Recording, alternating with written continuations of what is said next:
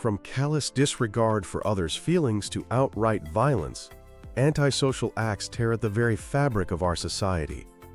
For centuries, we've blamed these behaviors on moral failings or a malevolent nature. But what if a crucial part of the answer lies deeper, woven into the neurobiology of the brain?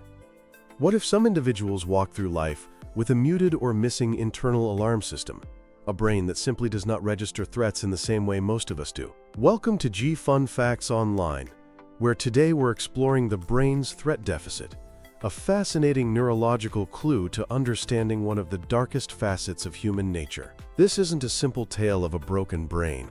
It's a complex story of neural circuits, genetics, and life experience. A journey into the heart of fear, or the lack thereof, and what its absence means for human interaction and morality.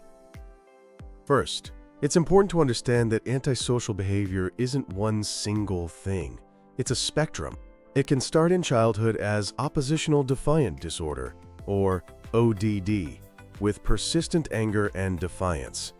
It can escalate into conduct disorder, or CD, during adolescence, involving aggression, destruction of property, and theft. For some, this pattern continues into adulthood, leading to a diagnosis of antisocial personality disorder, or ASPD, characterized by a pervasive disregard for the rights of others, deceitfulness, impulsivity, and a profound lack of remorse. And within this landscape, we find the construct of psychopathy. While it overlaps with ASPD, psychopathy places a heavy emphasis on specific personality traits: glib charm, a grandiose sense of self-worth, manipulativeness, and a chilling lack of empathy or guilt. It is this profound emotional and interpersonal deficit that is most closely linked to the brain's threat deficit. To understand a threat deficit, we first need to understand the brain's normal threat detection system. At its core is a small almond-shaped region called the amygdala. Think of the amygdala as the brain's smoke detector. It constantly scans incoming information for danger. When it spots a threat, an angry face, a sudden loud noise, it sounds the alarm. This triggers the famous fight-or-flight response, sending signals that make your heart race and your muscles tense, preparing you for action. The amygdala is also crucial for what's called fear conditioning. This is how we learn to associate neutral things with danger. If you hear a tone just before getting a mild electric shock, you'll quickly learn to fear the tone itself. This process is fundamental for survival, teaching us to avoid things that have harmed us in the past. But the amygdala doesn't work alone. Its activity is regulated by the prefrontal cortex, or PFC, the brain's executive control center. The PFC acts as the brakes on the amygdala's alarm. It assesses the situation and decides if the fear response is justified. This dialogue between the amygdala's go signal and the PFC's stop signal is essential for a balanced response to danger. A third key player is the insula.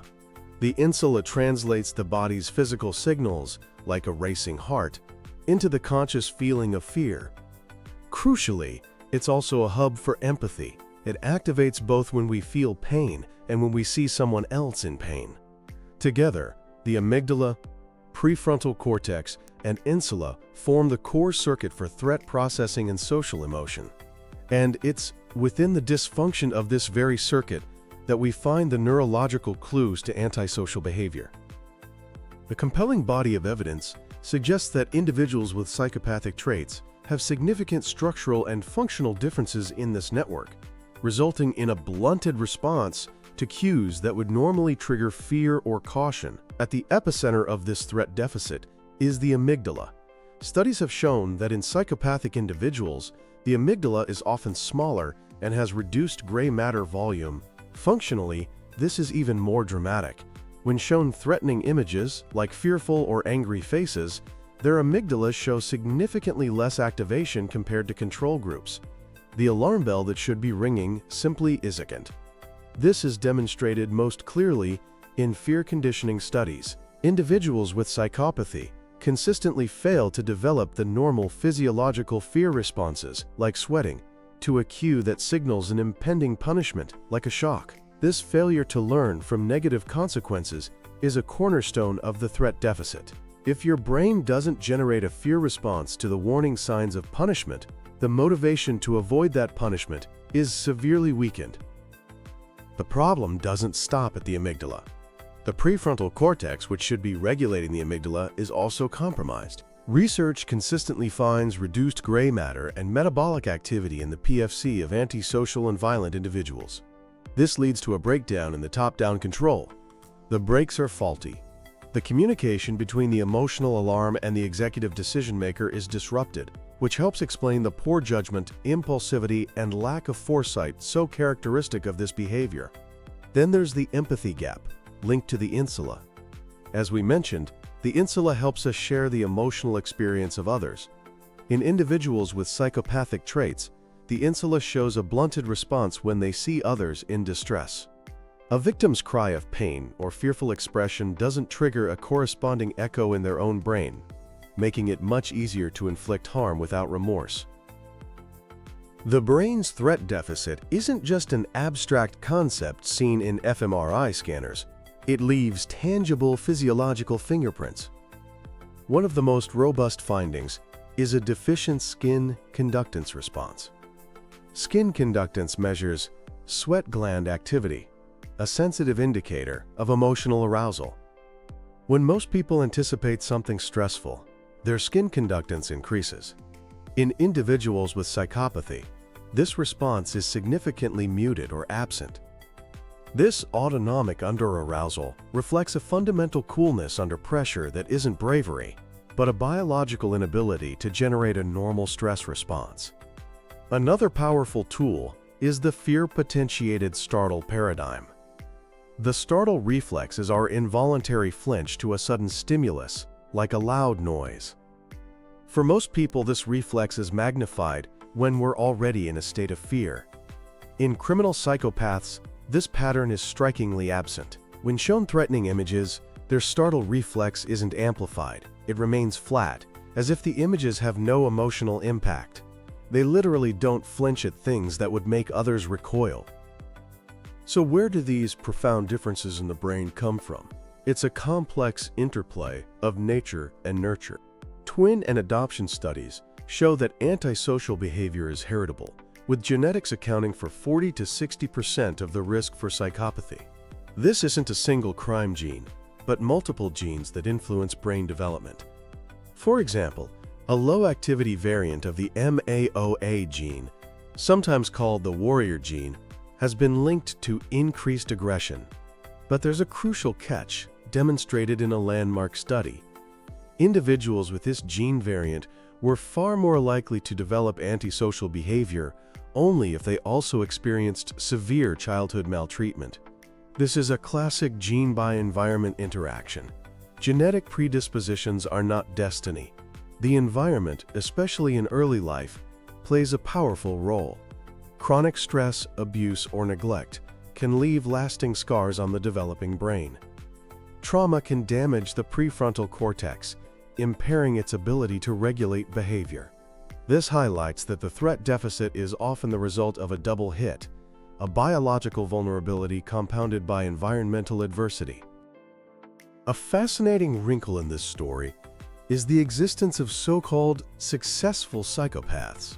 These are people with the core personality traits, the charm, manipulativeness, and lack of empathy, who avoid prison and may even achieve high-status positions in business or politics.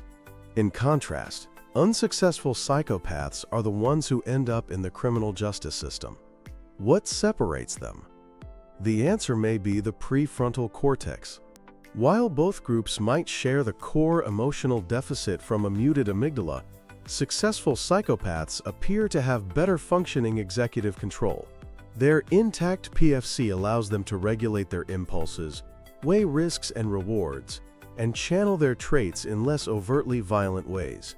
Unsuccessful psychopaths often show more pronounced PFC deficits, leading to the reckless, impulsive behavior that lands them in trouble. This brings us to a critical question. Can the brain's alarm system be repaired? Understanding the neurobiology opens new avenues for intervention. Medications like SSRIs, which boost serotonin, can sometimes help reduce impulsive aggression. Therapies like cognitive behavioral therapy, or CBT, aim to help individuals challenge the distorted thinking patterns that lead to antisocial acts. The focus is often on tangible goals, like reducing violence, rather than trying to instill empathy, which may be biologically constrained. For these individuals, learning that crime doesn't pay on a cognitive level may be a more realistic goal than learning to feel another's pain. More futuristic ideas like neurofeedback, which teaches people to self-regulate their brain activity, are also being explored. The concept of the brain's threat deficit moves us beyond simplistic labels of evil. It reveals a person navigating the world without the internal compass of fear and empathy that guides most of us. One individual diagnosed with psychopathy described it this way: "Remorse is alien to me. I have a penchant for deceit.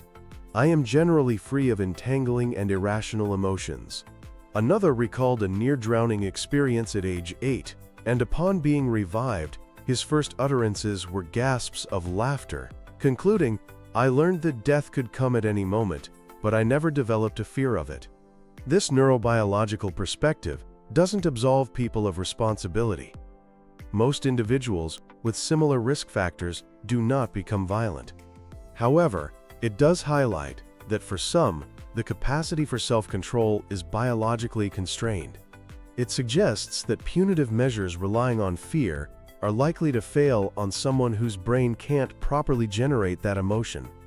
The threat deficit is a profound clue, challenging us to see those who commit antisocial acts not as monsters, but as humans with a fundamentally different experience of the world, an experience where the alarms that protect us and connect us have fallen silent. By continuing to unravel this story, we can hope to build a safer society, one better equipped to both manage and prevent the devastating consequences of antisocial behavior.